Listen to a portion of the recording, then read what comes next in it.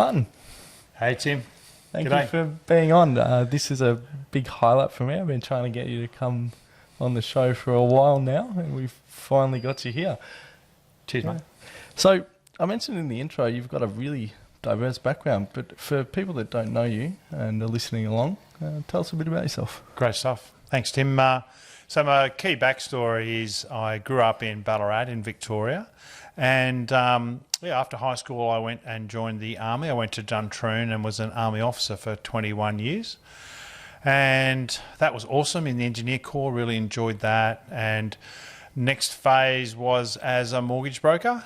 So I joined Mortgage Choice for 11 or 12 years and had multiple franchises of mortgage broking company, and then worked in corporate for a couple of years post GFC, and then have come back into broking. So I'm now back as a mortgage broker with Loan Market at Loan Market Richmond in New South Wales. Yeah, a bit of a plug there for people that are listening along. There's a lot of stuff there that you mentioned that I'll touch back on, GFC things, but let's start at the Army. I've known a few people that have gone into that and they've learnt a lot, but tell me a bit about that experience and what you've got from it. It's funny the decisions we make, and that started with a bunch of factors. The first was I love sport, watching, playing sport.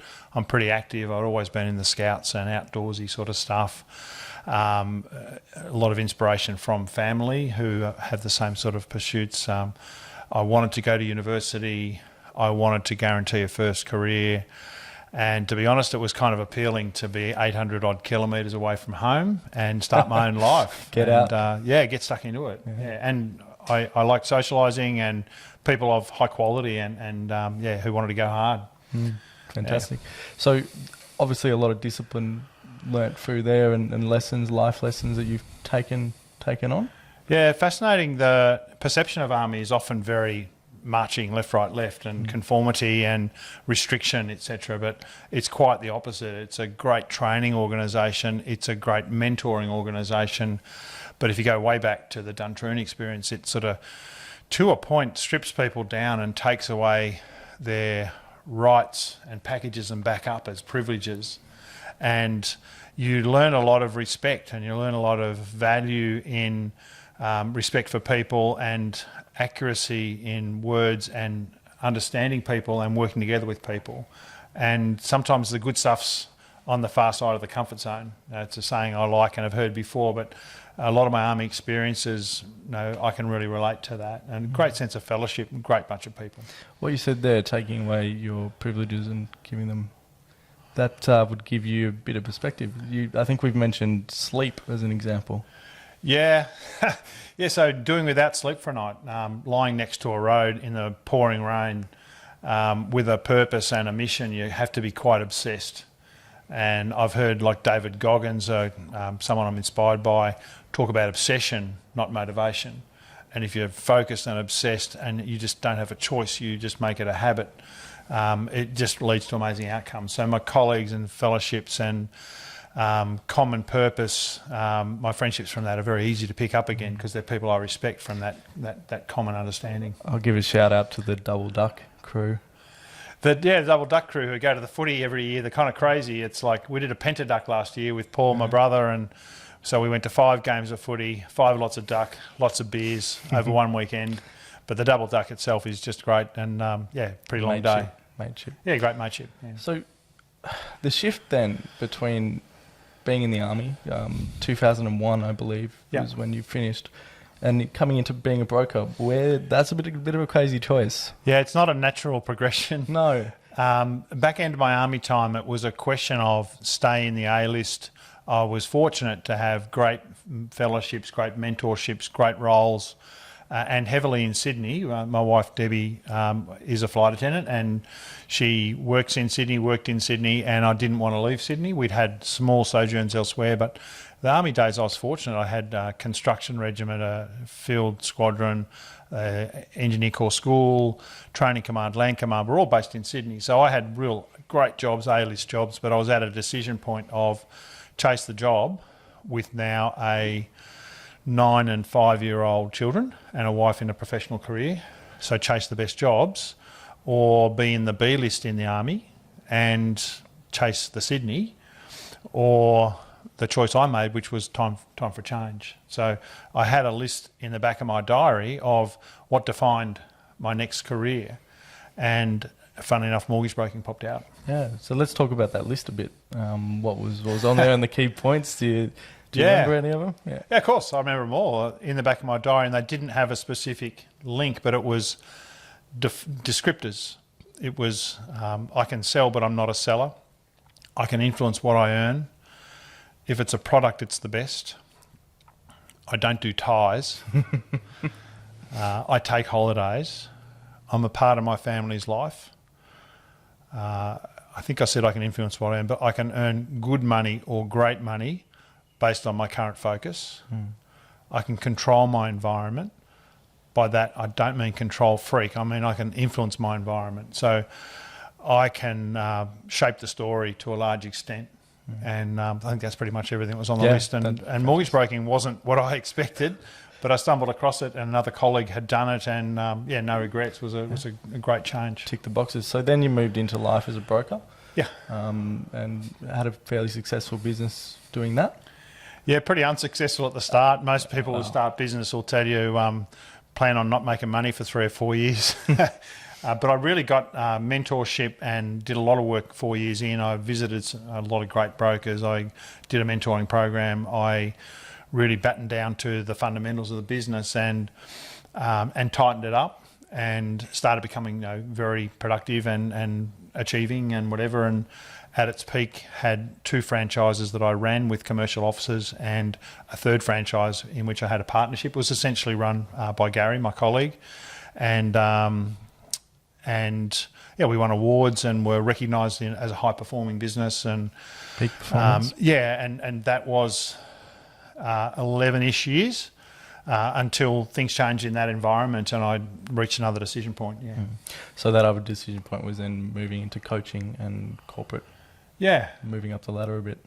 Yeah, not so much up the ladder. I'd always loved mentorship. I'd loved coaching. I'd been privileged to have some great people show an interest in me over the years, and I'd always chased that and warmed to that and offered it to others, and that gives me a lot of enjoyment, and also you keep learning stuff. So I remember once the CEO of Mortgage Choice reckoned that I'd been to more Mortgage Choice offices than anybody except him because he opened them all.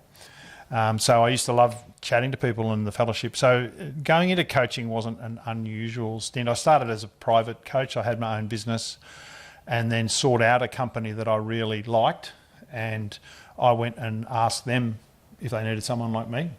I didn't actually look in Seek. It was kind of funny because they did have an ad in Seek and I didn't know it. So that was a bit awkward after I found that out some weeks later when I got invited back to have a cup of coffee with some of the state manager's friends, and I said, "Who are your friends?" And he said, well, there's the national head of sales, and there's the state director, South Australia, and there's the general manager. There's some of my friends you'd have a coffee with. And I said, well, sounds a bit more like a job interview.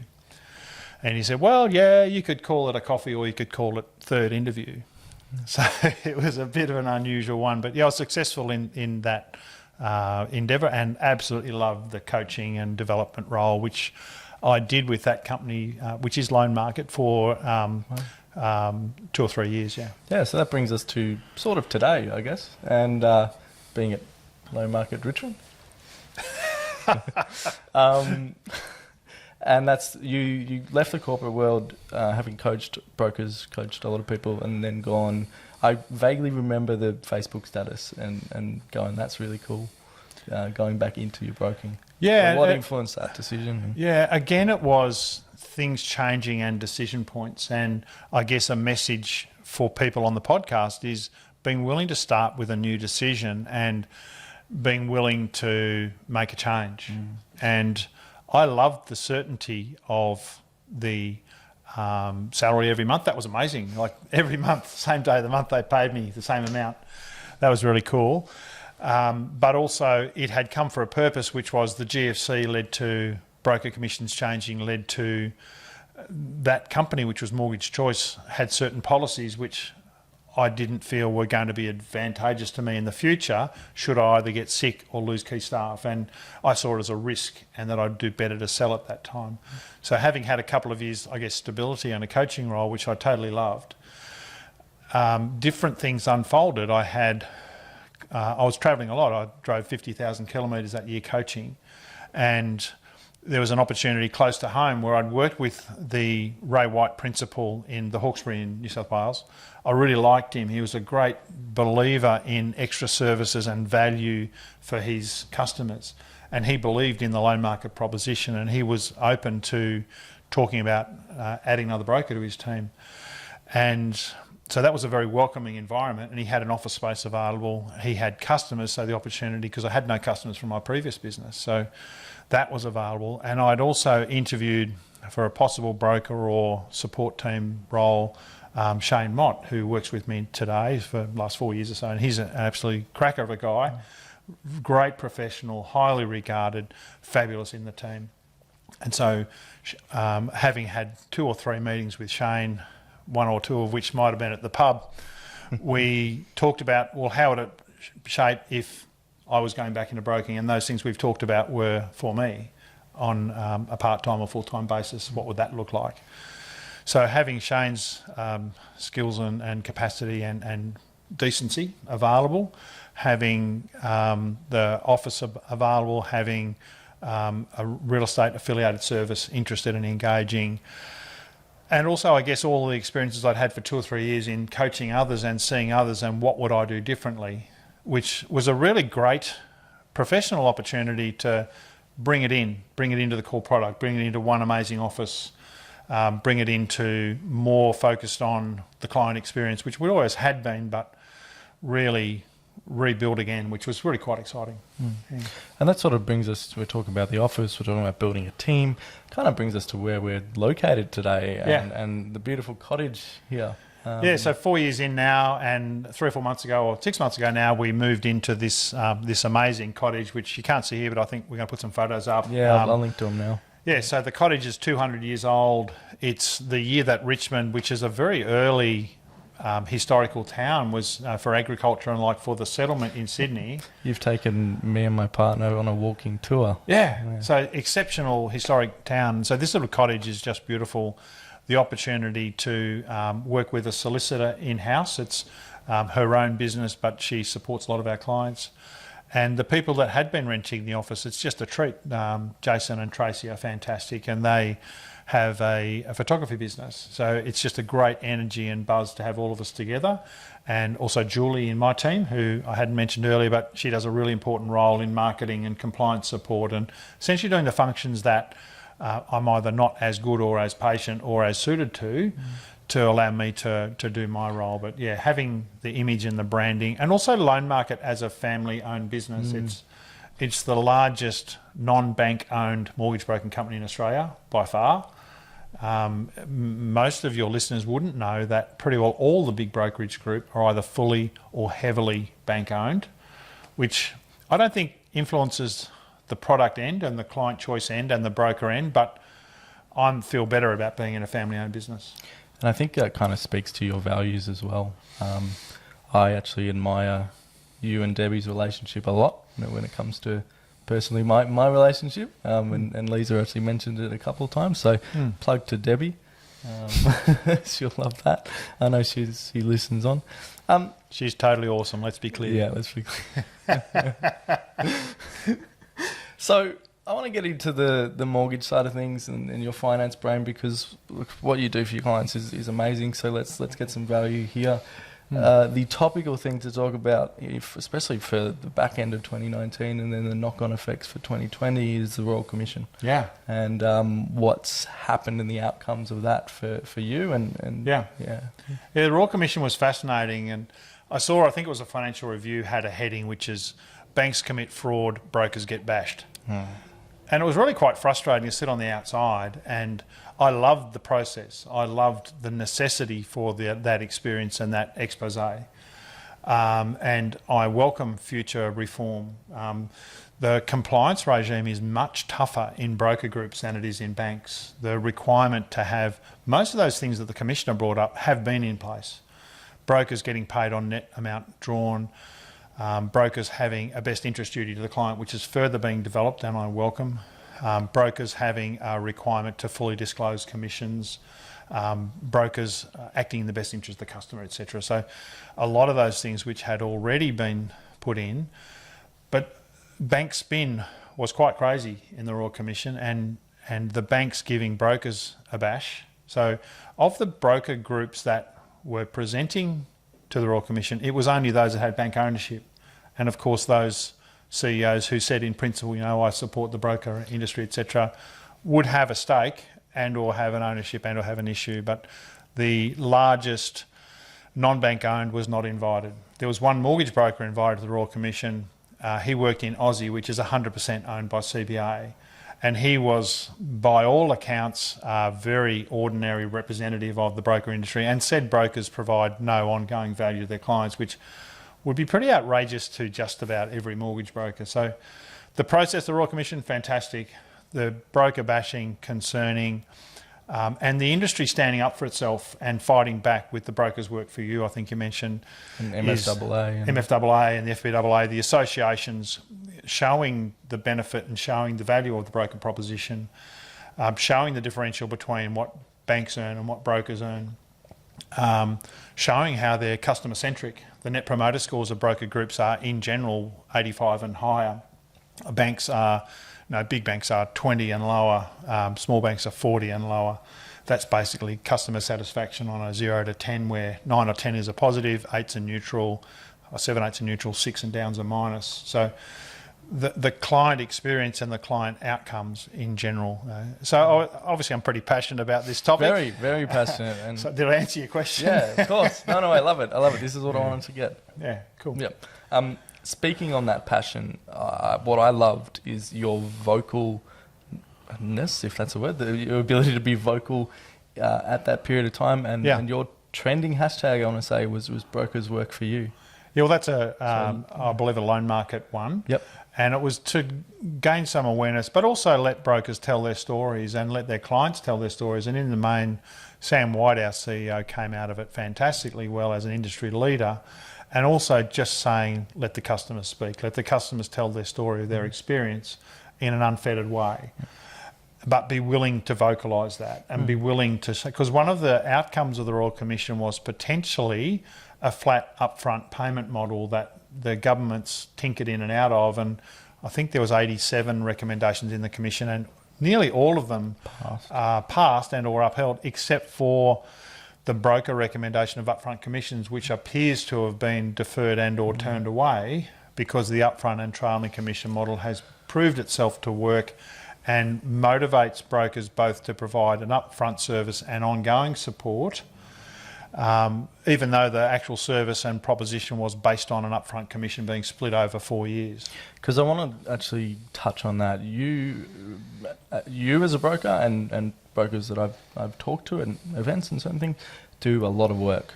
Work. And what a broker actually does, I think needs to be out there. Because not a lot of people know what goes on behind the scenes after hours. Yeah, and I sort of was a bit guilty of that when I started. I thought, how hard can it be? Like, rock up, sign some forms, give them to the bank, and bingo, make a bunch of money. Bingo. I wish it was as simple. So at the start point, I guess simple version is it's at least 2 or 3 weeks work to help a client get to settlement. And with the initial discussions, the scenario running, the options running, the discussions over time, it generally takes a long time. And then a number of people that obviously don't choose to proceed. The planning meetings, which I really like because it scopes the expectations of the clients, the broad planning, the numbers, does it make sense? The suburbs, are we looking in the right sort of thing? How does the transaction unfold? What's your current bank experience? And more than half of my clients, I still take an open view and give a bit of strength towards their current bank. But yeah, the amount of options and planning, the follow-ups, the valuations, the loan documents. So it's at least 2 weeks' work, perhaps more, and then ongoing support. Yeah. And then if I can just touch to that point, the way that the business model for a broker is set out is you can do all that upfront work, and if nothing settles, there's no financial reward. Yeah, you only get paid on the loans that settle. Yeah. So that is that was a concern to the Royal Commissioner, who thought that was influencing people's outcomes. Well, I think that's no different to any sales role where you're encouraged to sell stuff. Yeah. But I think broadly brokers have an incredible caring philosophy in general. But also if you've picked the right broker on the right thing in terms of recommendation, in terms of known reviews, what do their Google reviews look like, what do their product reviews look like, what do their customer recommendations look like, if you've selected well, and you've done your own interrogation, you've done your own questions, even if you think they're half-baked, by asking questions and getting answers, you get a sense of, are they professional, are they knowledgeable, what's my experience going to be like, are they good communicators? And that's no different to any business that I'd encourage people to be engaged and involved in that process. Definitely, because it's something just a lot of people don't know.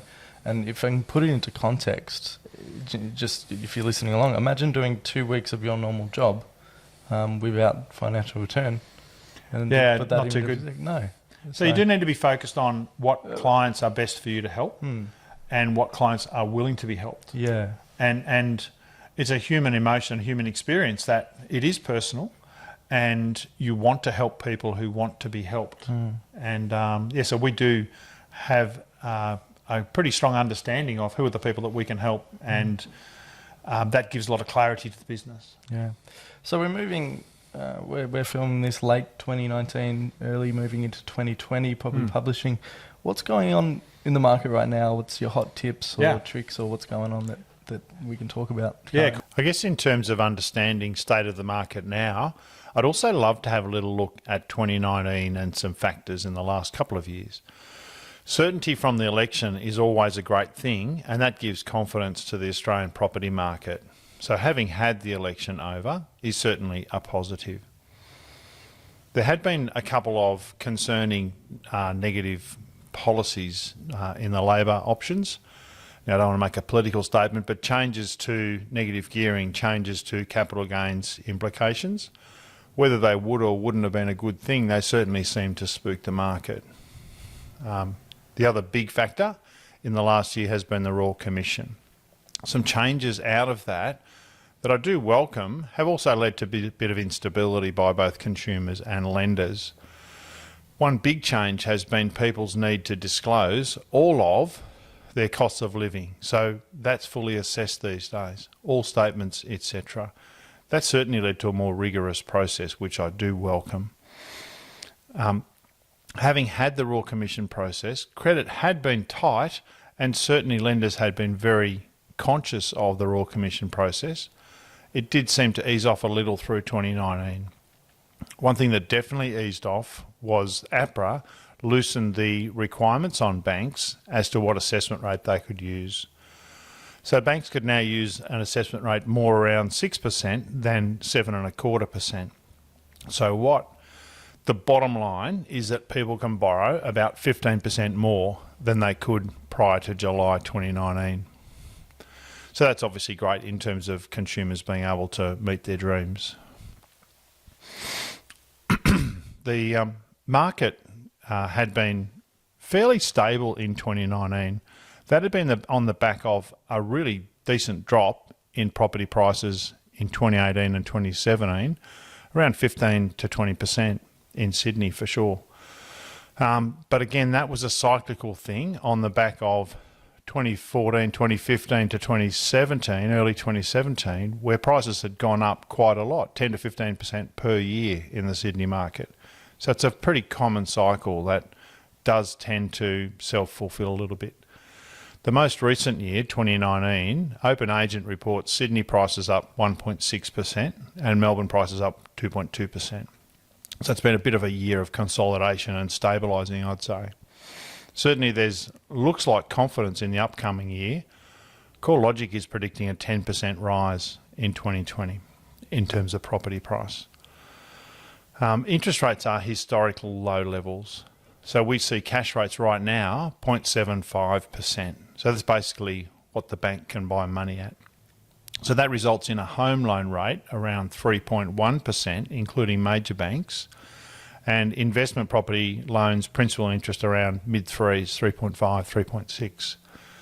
Now, there are some smaller lenders and what I'd call some dive and dash lenders as well that buy market share that have rates below that. I'd be a little cautious on long-term stability of lenders. Also, there's a lot of fixed rates that are even lower than that. A lot of banks are advertising well under 3% as a fixed rate loan. I'd again be a little bit cautious there and certainly watch for your strategy. The Reserve Bank Governor is calling for likely further drops as the most likely trend that we're in. So that's a bit of the state of the market. I'm feeling quite confident. I'm feeling like this will be a strong year. I'm feeling like we'll see some confidence. One thing related to this year is that we've just had this month, January 2020, the start of the government's new scheme called the First Home Loan Deposit Scheme. Now, this scheme is only available through CBA, NAB, and a number of smaller lenders. It's for first home buyers who have saved 5% themselves of the property purchase. So say they want to look at a purchase of $600,000. If that customer has saved 5% themselves, so $30,000, then they may be eligible. There's also an income eligibility requirement, so you can't be earning more than $125,000 as an individual or $200,000 as a family. Now, this scheme is only available through selected lenders, so you can only apply through CBA, NAB, and 26 smaller lenders. So surprisingly, they've not, the government has not rolled this out through any of ANZ, Westpac, St George, Bankwest, Macquarie, ING, or a lot of other larger lenders in Australia. So interesting way they've done that scheme. So it is open from now. There's 10,000 eligibilities this month, January 2020, and another 10,000 eligibilities in the start of the next financial year, so July. So if you're looking to take advantage of this scheme, I'd be looking at January, February, March, or July, August, September as likely times there'd be an eligibility. So this means no need for mortgage insurance, no need for a parent as a guarantor. So it may well be something really beneficial in a first home buyer's situation. So check in and let me know if you want to have a chat about this and see what it means to you. You mentioned rates, and this is something that I'm continually fascinated about when I talk to you. The general public, and I'm a marketing nerd, and I think marketing is to play at this. But why do you think people love to have what's your rate? What's the rate? I want my rate. Like, oh, what are you looking to do with your mortgage? Oh, I just want a better rate. You know, the classic example is around a barbecue. People say, oh, this is what I got. But that's, so why are people fixated on rate? It's a funny one, and it's also a very now thing. When people get motivated and they get interested, they think that's a question they should ask. And of course, rate is important. The fundamental of what's your rate and how much do you pay is how fast it gets paid off. There's all these get-rich-quick schemes and paid-off faster schemes. They all come around to what's your rate, what's the fees, how much do you pay. Now rate is no indicator of future rate, and it's really quite a cynical exercise by a lot of banks who buy market share and then they move their rates outside of Reserve Bank, and the client generally doesn't know or follow their own rate. So equally important are a number of factors. Rate is important, I don't want to get that wrong, or don't want to have a misunderstanding, but there is so much differential in credit policies and what bank will do what deal. No is not no. No is that our lender at this time wouldn't be able to help you. However, what does yes look like? So helping the client with a plan or a strategy. And I have clients that change strategies frequently. Like, let's do it as an investment. Let's do it as a home. Let's buy more. Let's buy less. And working that to the point at which when they're ready. So that advice and support is far more valuable because you get the right outcome, buying the right property at the right time that suits your client need versus bottom line rate now. So, and also the now rate is no reflection on the future rate. So now rate might be something. There were several banks that moved outside Reserve Bank rate last year, but not all. So they would now be getting very much not first place. And clients who have had a loan for 3 to 5 years, if they haven't reviewed their loan, would be costing them for sure. Yeah. Wow. And you said a lot about the RBA rate, the fixed rate. You're saying it's 0.75 at the moment. So let's talk about a little bit about the RBA cycle, and they'll pass a rate cut on, something I find, but then the banks don't do it themselves. So what's the go? And because people don't know about that, it's a big clouded in mystery topic that the banks will use cost of funding as the ultimate reason. And they do vary a bit, but they kind of go in sync. But it's a real thing. The net interest margin by a bank, so the difference between the cash rate and the delivery rate, it's not quite, but give or take 2%. So that's the amount, that's the gross amount that a bank makes on a home loan. So if the cash rate was 1% and the delivery rate was 3%, net interest margin... Sorry, just for someone that doesn't know what cash rate is, cash rate and delivery rate... It's like the cost of borrowing to a bank. Okay. So I can buy money at 0.75% if I'm a bank. It's not exactly, but it's good enough. And the delivery rate or the home loan rate, so let's for simplicity call it 1% and 3%. The net interest margin is a known number and a watched number. That's a real thing. Give or take, banks make 2% on a home loan per year. So on a $500,000 home loan, they make $10,000 per year. Good business. So over 4 years, they make $40,000. You rack up a couple of those. That's good. Yeah, no, as a bank. That's as a bank. Yeah, that's if on a bank. But that's the gross income. It's not bottom line. So they have very big infrastructure, a lot of staff, a lot of services, etc. I don't denigrate banks, but the gross income to a bank is 2% per year, give or take $10,000 a year for a $500,000 loan. The broker on the same loan will make about 1.25% over 4 years. So that's roughly half as an upfront commission, roughly half as a trailing commission per year. Give or take 1.25, give or take 7,000 something. Yeah, so that's the sum up. So then why, I guess getting back to the other one, if the RBA rate is lower and cut, then cost of funding is an excuse. But this is a real pain point.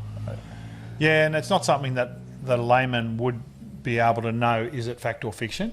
But I guess it's just the environment in which we work. The big thing I would say clients can do is to own it, to be aware, to be willing to review, to have a broker or a banker who's willing to price and adjust and watch.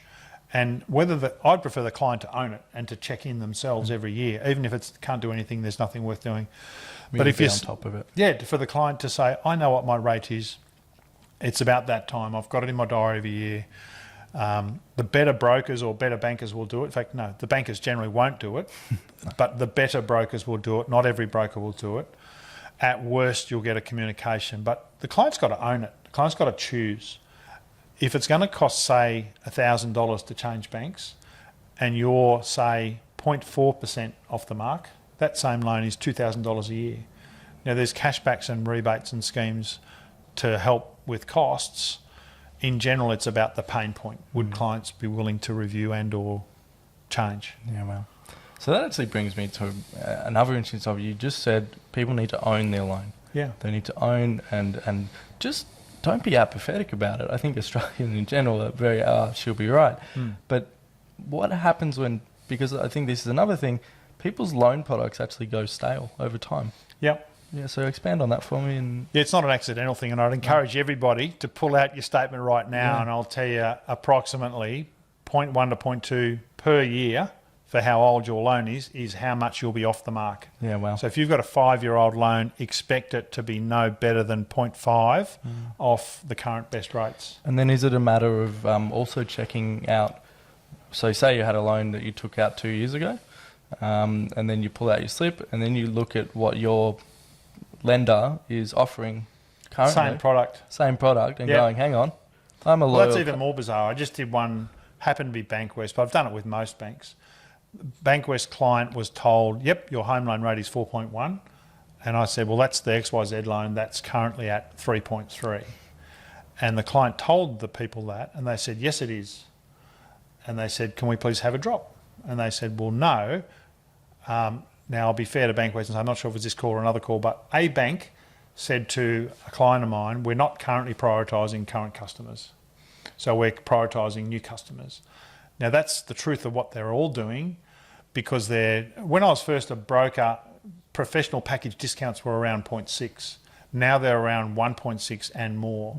So those pro packs have moved by 1% in 18 years. So it's quite a cynical exercise. Yeah. So you're talking a bit about pro packs as well, or even employee packs. Yeah. We've had a discussion on, the I guess terrible nature of treating your employees, or. Well, you mean the bank employees? Yeah. Yeah, it used to be when I was 20 and 30 years old that bank loans were unbelievable. The home loan market might have been 7 or 10%, and the bank staff would get 3%, and that was a great condition of service. Well, these days it's not. So any bank staff loan, pretty much, market can beat, which is disappointing for sure. Yeah, it sounds to me, and something that I notice in the way that you post on social media, the way that you run your business. We have our monthly chats, which I appreciate. Is you value, and I think it comes back to family as well, and your relationship with family is the client relationships that you build. Yeah. For you guys. So let's talk a little bit about that process where everyone that's coming into your business is treated at a very high level. Yeah, we aim to help less customers with more service. So we push it hard to provide more to less customers. And we want to provide the unexpected. We want to be really strong communicators. We want to really have fast solutions. We want to provide more in terms of product information and content and hand-holding. Helping them with solutions, helping them with how do you buy a house? What's going to happen when you start talking to a real estate agent? And that would be a separate session I would offer to come in and talk about strategies in buying a home, or data and information about what's sold in what suburbs for what price points and what's the trends in those suburbs been, so they can make informed choices. Or we would be really keen to personally do the loan documents with the client, where they could go to the bank and sign them up and whatever. But we want to provide more to the customer. I would prefer to have a planning meeting prior and all the documents prior to get a really great outcome, to understand the customer and what they're trying to achieve, and then cater a solution so that the subsequent meeting would be about loan options.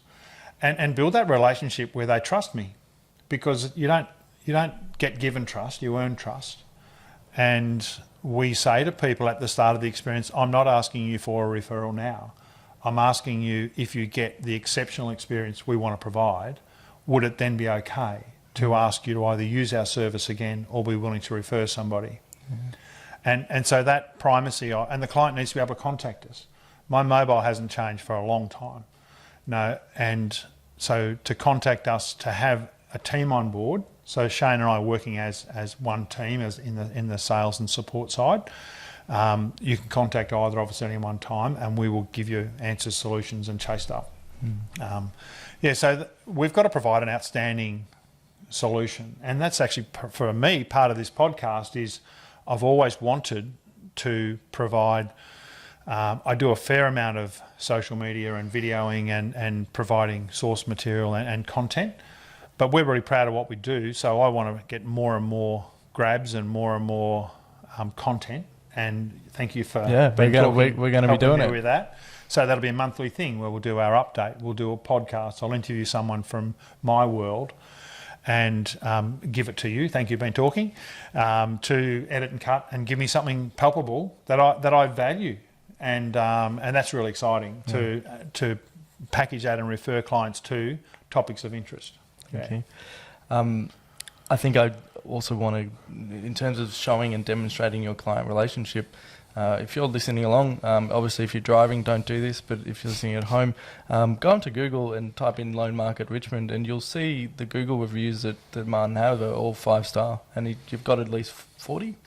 Yeah, it's over 40, and we're very proud of that. And also under Net Promoter Score, which is Harvard model, I've got a Net Promoter Score of currently 94. That's out of 100 people that don't know NPS. It's over 50 have given us a 9 or a 10, and 3 have given us an 8, and there's nothing below an 8. Yeah, perfect. And all the 3s, I was actually exceptionally happy with how that went. Yeah, I think they were just tough markers. That's okay. But we all have that. Yeah, but not just the numbers, but also the words. Yeah. We're really proud of the messaging coming back to us of what our clients say. And that it's all about the client. Now, Wendy Higgins, a great mortgage broker, taught me really simple.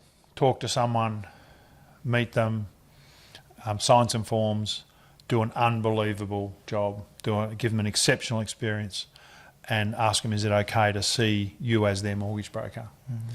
And such simplicity is something that we aspire to, and that client experience is what we aspire to provide. Perfect. So you've got this relationship, someone looking, driving along, listening to this podcast going, gee, I would love to work with Martin. Who is the right person to work with you?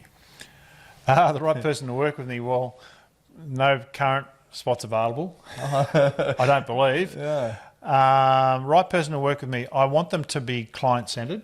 Yep. I want there to be no toxicity, no negativity.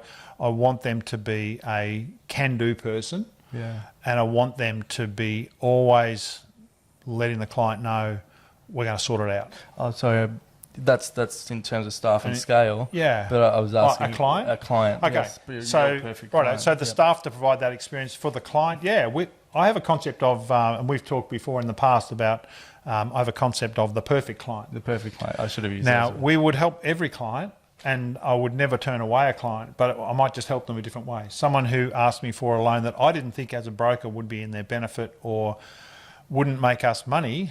Like, it's pretty stupid to do 2 weeks worth for no money, but I can help them a lot. But if I had to define perfect, it would be someone who values the advice and support, someone who needs something, needs a loan, needs a home loan. We want to focus on home and investment loans as our primary focus. Someone who has a deposit or would qualify, who has income, preferably 2 incomes, because that makes an exceptional difference to their eligibility. Someone who is local is better, because I would like to meet them and work with them and do a planning session and just keep showing them ideas and options and asking them to make one simple choice at a time, which becomes a solution. Someone who is okay tech savvy, because to get that planning right, I would ask them to do a fact finder, all online. That saves a lot of the mucking around, and people like it. But it also gives us a really good picture of the customer and can upload some documents and the like. It also means you're not fussing around on the phone trying to do the fact find and spending half an hour to an hour. Correct. The meeting becomes about the solutions. It doesn't become about the fiddle faddle. Yeah. It becomes about the best outcome for them. Not a rate chaser. And I think that's pretty close to the perfect client concepts. Bigger loan is better. So bottom line is, I said to you earlier, if you're going to be fair income about providing more to less customers, well, you have to also start with providing for your family. So one of my key goals is I want to be profitable to support my family and the life that we want to have, that I think we deserve. And that doesn't come from being always a charity service. Now, I do have clients who I haven't made any or much money from. However, and I don't want to appear to be a heartless person, but I'm in business to make money for my family, not the other way around. This is a lesson that you've actually taught me over the last 2 days. You sat me down and you said, you've finished you've done a degree, you've qualified, you've done a lot of experience over the last 5 years. It's time for you to, it's great to help people. And I think as creatives or marketers or, anything, for me personally, you want to help people. And that almost puts you in golden handcuffs, because if you have that mindset first and don't back to I need to provide for my family and my future, and I've just signed a rental lease with my partner, and exciting. So I've got commitments for myself, and so that's a really awesome lesson for someone listening along. Yeah, loving yourself, valuing yourself, really pushing yourself to be great at what you do. And using that analogy, you've got amazing skills and amazing knowledge in lots of fields, but now choosing to provide podcast services as a lead story, that's of great value. And this will be the first of a monthly for me that I'm super excited about, and I think is very fair in terms of value. I'm not getting mates rates here. Yes, we are family. But no, I'm telling you to give me a good bill and to provide for your family and your dreams, which we all deserve. Definitely. Definitely. Very cool. And I guess taking that client relationship, right client, really wowing people, you've just started a new initiative, Cashback Guarantee. Yeah. I rolled it out a year or so ago. How does a mortgage broker give a cashback guarantee? Yeah. I'm pleased to raise that one. We're super proud of this because it started with a chat about, we do discussions with people who don't they know our service? Don't they value our service? Don't they understand that we are and want to be like a top 5% business? We want to be, not just by volume, but by knowledge, by professionalism, by how much we help, that we would be a go-to business. And how do we back ourselves? So it started with that. So the key interaction, the reason people get a home loan is to buy property. So commonly, it's happening fast. Commonly, I'd love to do a pre-approval early and then have them consider a plan, buy at the right time. But commonly, it happens quite quickly. So the cashback guarantee is such that if we have got everyone's documents and have lodged the loan, basically I've seen it and I believe it to be a complete loan, then if it has been lodged, not even pre-approved, not even conditionally approved, not even a bank's seen the documents yet, and they then exchange on a property, which in New South Wales to exchange with a call-off is 0.25%. So for $1 million property, that's $2,500. If they pay that $2,500 exchange on a property, I will back that $2,500 if their loan is declined. Even in the current environment of nasty, tough credit environment, I'll back our knowledge that the client will get that loan approved. Wow. Awesome. Yeah. That is, yeah. So yeah, I'm pretty pumped about it. I'm glad you seem to be too, because I think it says we back our knowledge, we back our research, we back the product we want to provide and aspire to provide. And we'll be really cranky if we don't provide that exceptional experience. You'd be angry with yourself. And we'll back ourselves with my money. So Actually, Shane will offer it too, but it's my money. Shane will be... No, it's all good. He's I'm good. the broker. He works together with me, but of course. we back that. And it's his research and knowledge that I back. Yeah. He knows a lot of different things and a lot of complementary things to me, and we're proud to offer that to And our you clients. guys will obviously get to know Shane over this series. Yeah, well. he doesn't know it yet, but I think he'll be the co-host. We haven't talked about it yet. There's a new Christmas initiative. Yeah. That's fantastic. I love to get into the mind of a business owner on the Beantalking podcast, and you took the leap. You know, you took the leap from corporate to, you did the thing everybody wants to do. I want to replace my 9 to 5 with my passion. Twice. You did it twice. So let's take us there. How, you had a family, probably a young family when it happened. You had a 5-year-old and 9-year-old who at the time, and So what happened with that mindset, and how did you? I'd always had a pretty entrepreneurial bent, which is strange coming out of 21 years in the army. I don't know. It just seemed to be a fairly understandable, accessible thing. And the thing I liked about mortgage broking was that it could be different things. It could be a home-based office, a mobile business, a commercial office, a multi-office, multi-staff, or very lean. And I hadn't had extensive research, but I'd seen a number of models. And I just thought I can do that. I met a bunch of people and saw who was doing it, and I talked to them and I heard their experiences, and I just thought if they were doing it, I could do that. There's a lot of appeal in being self-employed. It's a lot of flexibility, which is also a trap to a lot of people. But it does give the ability to not miss key moments in your family and to control your environment probably better than you could being an employee. Yeah. And you're someone who, and as a business owner you need to do this, you're someone who's very good at setting goals and thinking about what it is that I want and what it is that will support the family. I like to say that there's a big difference between a dream and a goal. Dream is something that you think about and want to do, and a goal is something that you write down and put a date to. What's your advice on, because we're coming into 2020, New Year's resolutions, people want to change. What's your advice on someone actually making a plan and a goal January 1 to really, and you could even talk to me because I'm launching the podcast. Well, January 1 I'd still want to be on holidays. So having a good break, I've had, this is the middle of, but 3 weeks break. But yeah, for sure, understanding your key inputs and outputs of the business is probably the start. So for a broker, it's as simple as Some people monitor calls. Everyone should manage how many inquiries they get, like loan questions, how many meetings they have, how many submissions they make, which become how many pre-approvals and how many settlements, by number and by dollar. So they're the key numbers if you are high on meetings, and knowing the conversion rates for each. That's the big ticket item for a mortgage broker. And for most businesses, what's my key numbers? So knowing your numbers, writing it down, and then tinkering every phase. How do I change those conversions? And sometimes you don't want to. So if I have 40 meetings in a month, I can't manage that. I can't actually commit to that and do enough at the back end.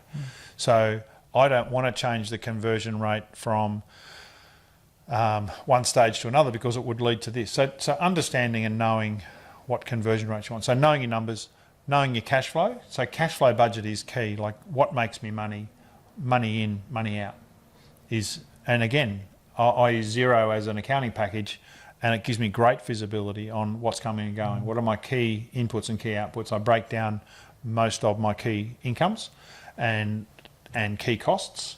Sometimes I choose not to break it down too far, because you can overfiddle. If you're only making $3,000 a year from one line, it doesn't matter if that's 10 different things, like they're other.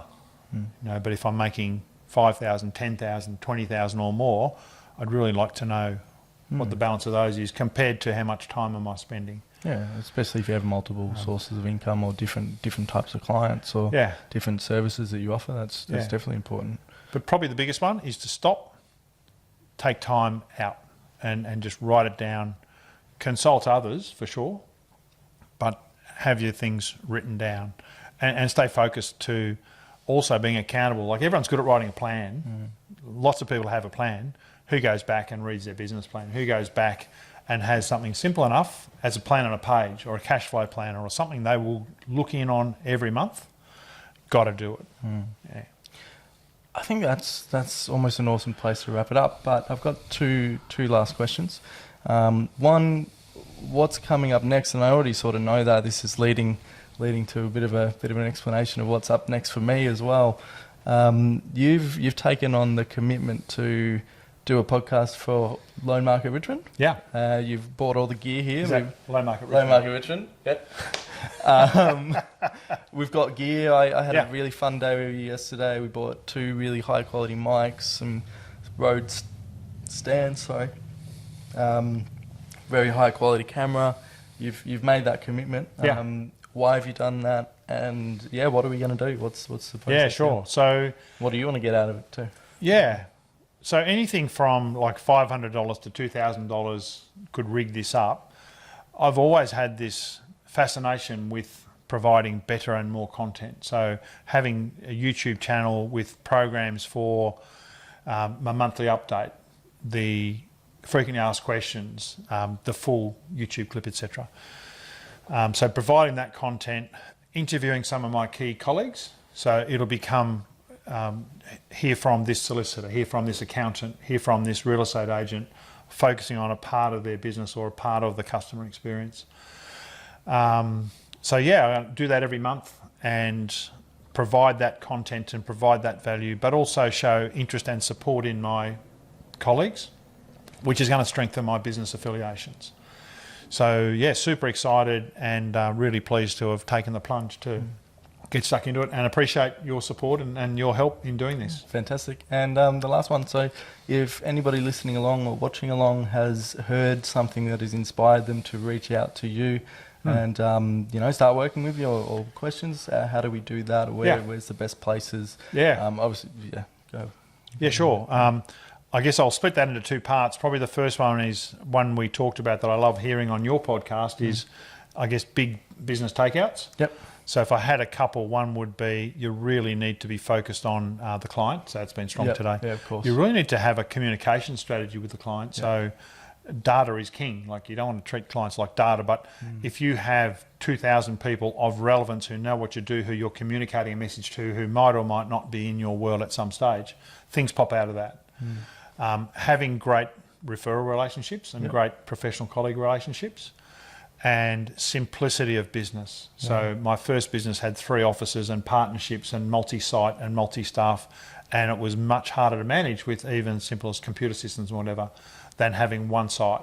So the simplicity of a business setup and simplicity of focus on the product. And that would be some of the key business takeaways, something we talked about earlier. We'll chop that. No, that's cool. And the second part of, so finding me, just Google Martin Beanland Loan Market or Loan Market Richmond, and you'll find more and more content on a YouTube channel, Facebook, Martin Beanland Loan Market, and I'd welcome and love people to like that page to keep informed. We like putting little client stories and up stuff to date, in there. be updated. Yeah, keep them updated and keep people informed, and it might be that they know someone who can use a hand, and I'd love to help people at their pace, at their time. Most people still choose their current bank, like over 50% of people, when they come to me, it's an experience to compare their bank to other. But would love to chat and help anyone I can. Fantastic. Martin, I've been Tim, you've been Martin, we've been talking. Thanks, Thank you for coming on. Fantastic. Cool. Cheers. Thanks, guys.